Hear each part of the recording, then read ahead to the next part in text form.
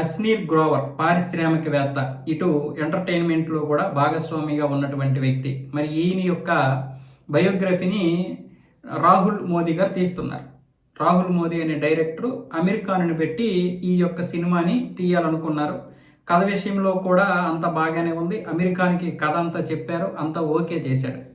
మరి ఇప్పుడు ఏమైందో తెలియదు.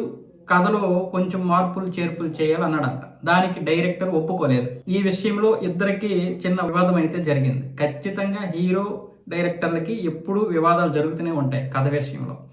ఎందుకంటే సినిమా ఓకే అయిపోయినా కథ విషయంలో ఇద్దరికి పడకపోతే కొన్నిసార్లు డైరెక్టర్ రాజీ పడ్డు, అటువైపు హీరో కూడా రాజీ పడ్డు.